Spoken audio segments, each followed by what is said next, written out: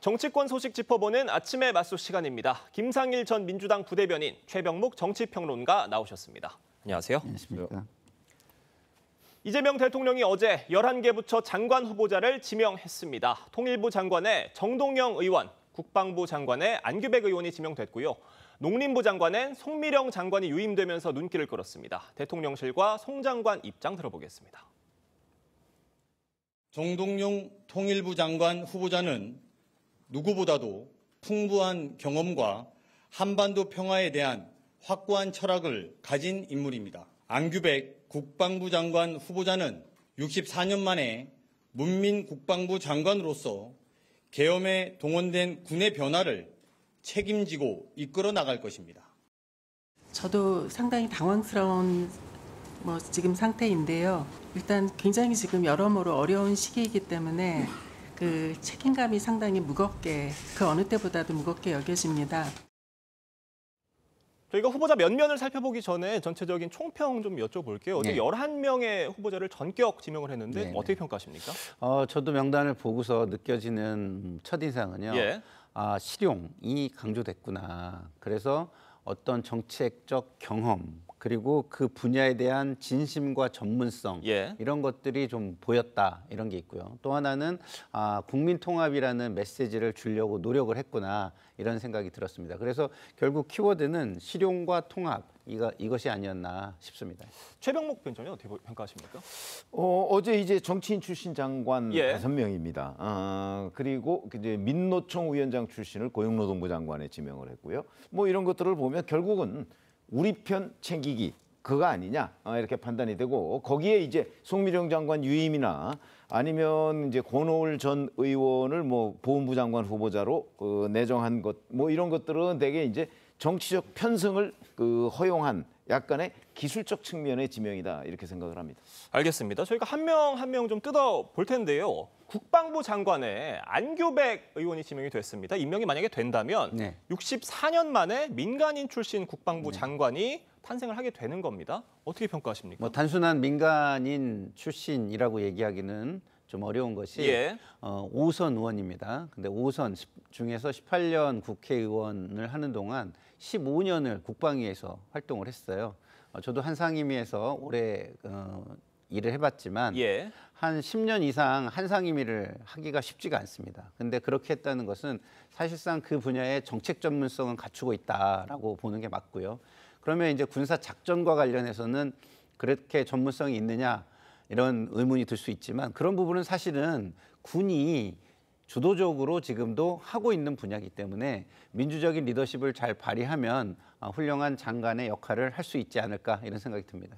말씀해 주신 안규백 장관 후보자 지명에 대해서 말씀해 주신 그런 기대와 함께 우려도 같이 나오고 있는데 우려가 있다면 좀 어떤 게 나오고 있습니까? 그것은 이제 군 출신이 아니라는 점에서 과연 현재 국방부 지휘부 그리고 우리 군 지휘부가 그 안규백 장관 후보자에 대해서 어느 정도나 진정성 있게 그 리더십을 평가할 것인가 이런 부분이거든요. 근데 그건 앞으로 이제 두고 봐야 되는 부분이고 지금까지 한 번도 경험하지 않은 일 아닙니까? 저는 뭐 과거에도 물론 군 출신이 국방부 장관이 됐다고는 하지만 뭐 군 출신이 현역 어떤 옷을 입은 상태에서 국방부 장관을 한 건 아니거든요. 그러니까 민간으로서 상당히 활동을 한 사람들을 이제 국방부 장관으로 발탁한 것이기 때문에 저는 뭐 64년 만에 문민이라고 하는 그 의미보다는 그 얼마나 많은 그 군사 분야의 전문성을 가지고 그 군을 잘 지휘할 수 있느냐 이거는 좀 두고 볼 일이다 이렇게 생각합니다. 알겠습니다. 통일부 장관엔 정동영 의원이 지명이 됐는데 이게 노무현 정부 때 통일부 장관을 한 뒤에 자그마치 딱 20년 만에 다시 된 겁니다. 어떤 의미가 있다고 보십니까? 근데 이런 거 한번 생각해 보시죠. 그러면 노무현 정부 때 정동영 통일부 장관이 어느 정도 실적을 냈느냐 하는 부분을 따져보지 않을 수가 없는 대목인데 저는 뭐 그때도 제가 뭐 기자를 했습니다만 결국은 북한은 당시에 뭐 핵실험을 하는 등 하고 싶은 걸 다 했습니다. 그리고 정동영 통일부 장관은 그 북한에 대해서 대단히 유화적인 조치를 취했었거든요. 그 결과 지금 남은 게 뭐죠? 개성공단 뭐 지금 다 뭐 문 닫혔고요. 뭐 이런 상황인데 결국은 자 그러면 대북 유화주의자인 정동영 의원을 다시 통일부 장관에 기용하면서 대북 유화책을 쓰겠다 하는 메시지로 보이는데 그럴 경우엔 또다시 북한이 자기들 하고 싶은 거는 다 하고 도발하고 싶으면 언제든지 도발하고 남한과의 관계를 차단하면 또 언제든지 차단하고 그런데도 우리 정부는 거기에 대해서 아무런 조치를 취하지 못하고 뭐 결국 대북 지원 뭐 아낌없이 하고 뭐 이런 재판이 되지 않을까 하는 우려가 나오고 있습니다. 그러니까 지금 이종석 국정원장 후보자 지명과 함께 정동영 의원을 통일부 장관에 지명을 한 거는 지난 정권의 어떤 남북 관계 정책을 반전하겠다, 뒤집겠다 이런 의지를 좀 보인 거다라는 평가가 나오는데 어떻게 평가하세요? 뭐 그런 식으로 보면 너무 이렇게 약간 적대적 프레임이라 저는 그렇게 말씀을 드리고 싶지 않고요. 기존의 진보 정권은요 항상 한반도의 평화라는 걸 항상 중심 기조로 뒀습니다.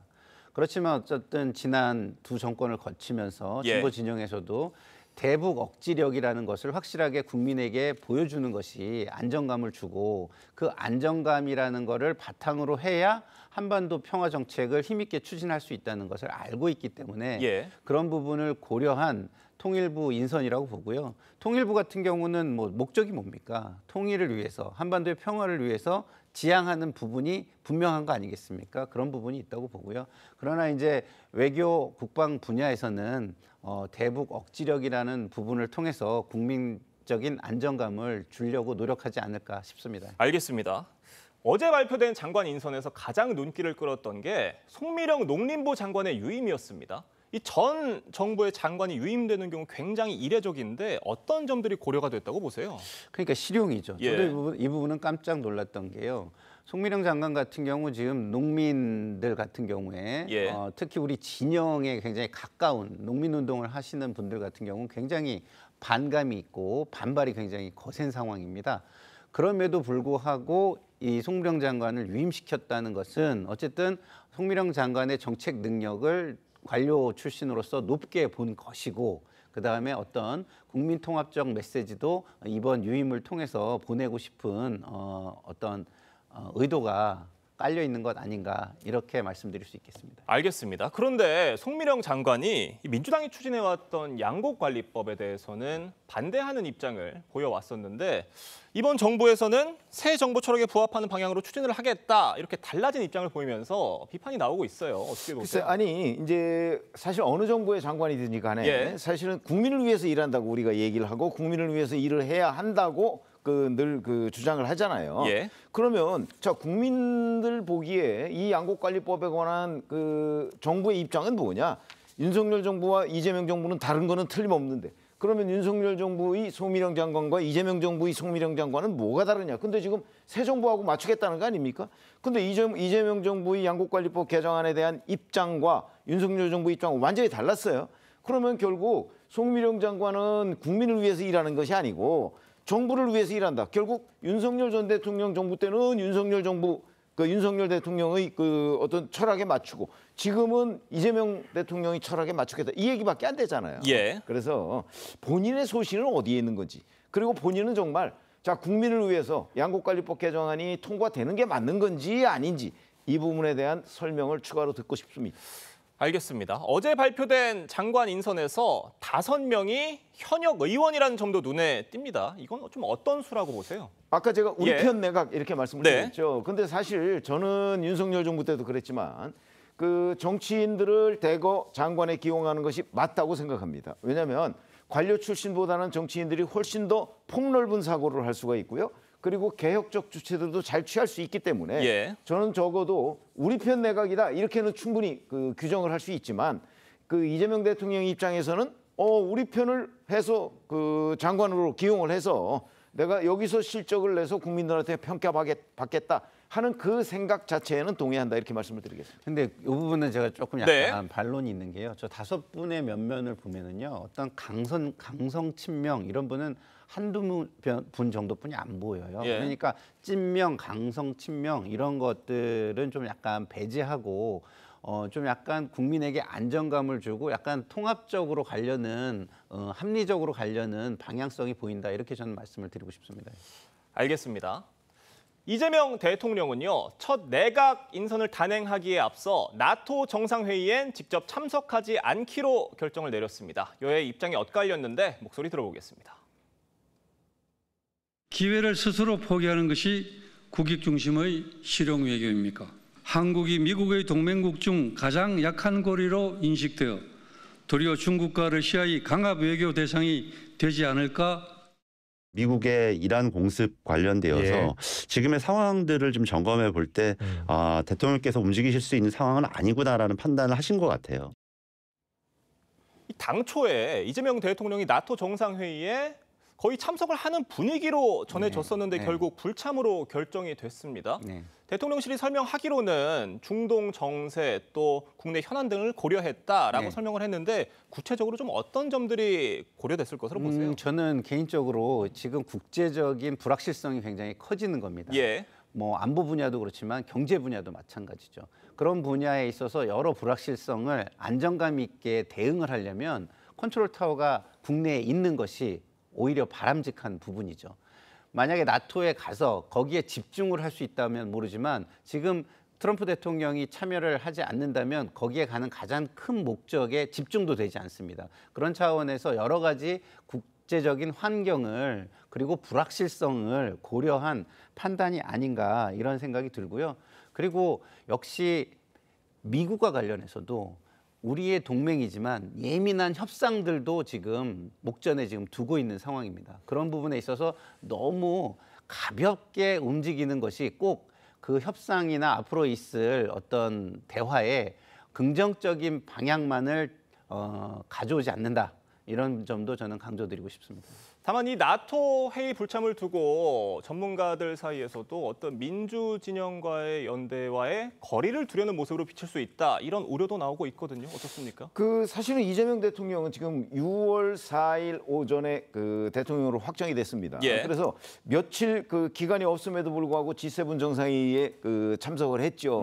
그거는 좀 무리해서 전 참석했다고 봅니다. 그리고 참석이 잘 됐다고 보여집니다. 그게 왜 그러냐면 사실은 이재명 대통령이 대선 후보 시절이나 아니면 민주당 대표 시절에 했던 대중관계, 대러시아 관계, 대미 관계에 관한 여러 가지의 발언들, 행동들이 있습니다. 이 문제가 이제 이른바 서방 진영의 입장으로 보면 굉장히 의심스러운 눈초리로 볼 수밖에 없는 상황이잖아요. 그런데 이런 것들을 불식시키기 위한 노력이 있지 않으면 여전히 그 의심을 거두지 않을 거란 말이죠. 그런데 이번에 나토 참석 여부도 사실은 나토는 북대서양의 일종의 군사협력 기구예요. 그러니까 원래 참석할 필요가 없었어요. 그러나 문제는 서방 진영에서 이재명 대통령에 대해서 가지고 있는 의구심이 있잖아요. 그걸 해소하기 위해서 참여하려고 했던 건데 그 해소가 됐나요, 지금? 저는 여전히 안 됐다고 보거든요. 그래서 이번에도 다른 나라와 다르게 이재명 대통령은 거기에 참석해서 그 의문들을 하나하나씩 단계적으로 풀어나갔어야 하는데 그렇게 하지 못했다 하는 점에서 보면 저는 판단 잘못이다 이렇게 생각합니다. 알겠습니다. 다음 소식도 짚어보겠습니다. 김민석 국무총리 후보자에 대한 인사청문회가 오늘부터 이틀간 열립니다. 국민의힘은 김 후보자의 재산 관련 의혹 등을 부각하며 공세를 펼치고 있고 민주당은 발목 잡기라며 맞서고 있습니다. 여야 입장 들어보겠습니다. 국민은 김민석 후보자에게 현금 6억 원을 갖다 준 기업인, 이해관계자가 누구이고 또 얼마를 줬는지 알 길이 없습니다. 일반 국민들의 고등학생 자녀가 국회의원에게 직접 전화해서 동아리에서 만든 법안 발의를 부탁하고 그 내용대로 발의까지 될 수 있겠습니까? 사선 의원이 재산 신고를 2억을 했다고 하면은 저는 그래도 비교적 깨끗하게 살았다 이렇게 생각을 합니다.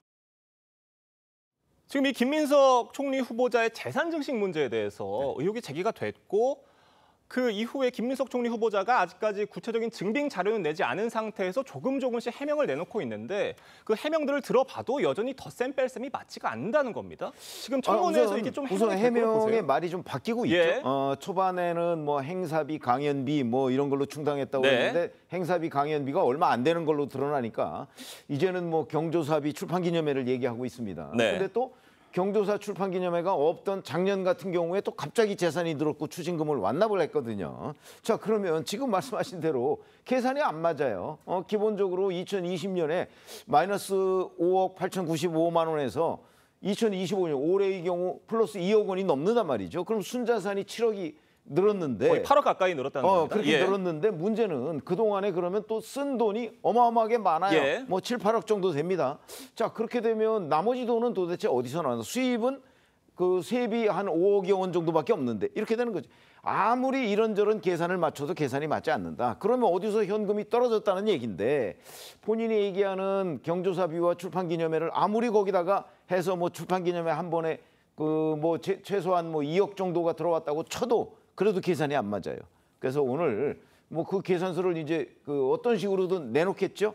그에 대한 검증이 필요하다고 생각을 합니다. 김상일 대변인 어떻게 보세요? 오늘 좀 해명이 될 것으로 보십니까? 저는 이거는요. 깔끔한 해명은 좀 어렵다고 봐요. 왜냐하면 자 우리가 일반인도 경조사를 통해서 들어온 돈의 금액을 내역을 밝힐 수 있나요? 그게 맞나요?